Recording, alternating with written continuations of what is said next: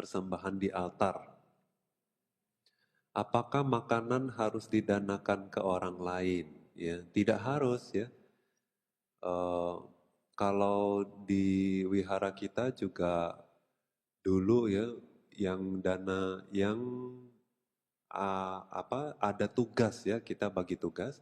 Ya, ada yang dapat tugas itu kadang-kadang samanera, kadang-kadang biku ya, mereka tugas untuk mempersembahkan makanan di altar. Tapi setelah itu mereka makan ya. Setelah mereka tunggu ya kurang lebih setengah jam, habis itu mereka makan. Nah, jadi makanan harus didanakan ke orang lain nggak? Enggak. Kadang kita juga bisa makan ya.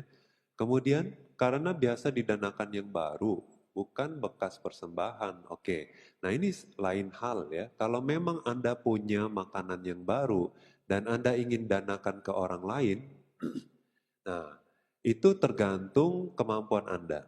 Jadi kalau Anda mau memberikan yang terbaik, ya tentu Anda nggak memberikan yang bekas persembahan ya enggak. Nah, Anda berikan yang baru, yang terbaik kepada orang. Nah, kalau Anda bisa memberikan seperti itu, tentu lebih baik.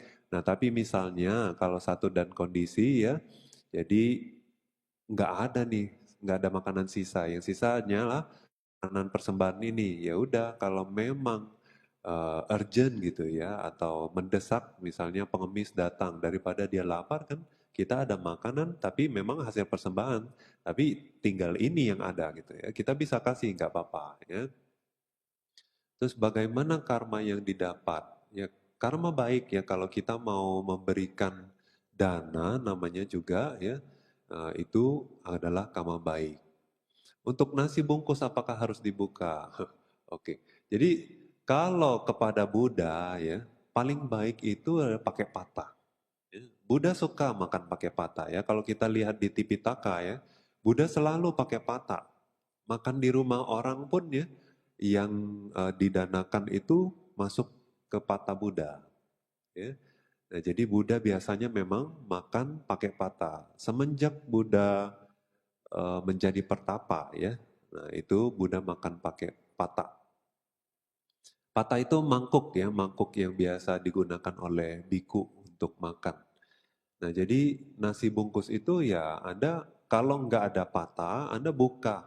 Ya, sama seperti ya misalnya Anda melayani tamu. Gimana ya Anda melayani tamu? Apakah Anda kasih nasi sama bungkus-bungkusnya? Ya, nggak juga ya. Kalau yang proper itu gimana? Kalau yang pantas itu gimana? Ya, taruhlah ya di piring, ya, ditata ya, seperti Anda melayani seorang tamu istimewa di rumah. Nah, seperti itu juga Anda layani Buddha. Kemudian tepatnya jam berapa harus didanakan agar tidak melewati waktu siang seperti Adhasila. Nah, ini karena sebetulnya sifatnya simbolik ya. Jadi Buddha juga apakah betul-betul makan? Ya Buddha nggak makan sebetulnya ya. Nah, karena kita kan berdana ke Rupang Buddha yang merupakan perwakilan Buddha ya. Oleh sebab itu eh, sebelum tengah hari kita harus danakan. Dan juga pas tengah hari kita harus bereskan ya, atau sebelum tengah hari kita bereskan. Karena Bante kadang-kadang mendengar ya umat taruh buah sepanjang hari di depan altar Buddha ya nggak dibereskan. Besok baru dibereskan gitu ya. Terus makanan juga kadang ya ditaruh sepanjang hari di altar Buddha. Nah itu tidak baik ya. Nanti malah ada hewan pula datang ya, jadi kotor altar Buddha. Nah jadi memang waktunya tengah hari itu semua udah harus disingkirkan ya. Tapi kalau air, nah boleh ya. Air, dupa, bunga, nah itu boleh sepanjang hari ya. Nah terus sebelum siang ya, sebelum tengah hari ya Anda danakan, ya mungkin setengah jam sebelumnya tentunya itu lebih baik ya.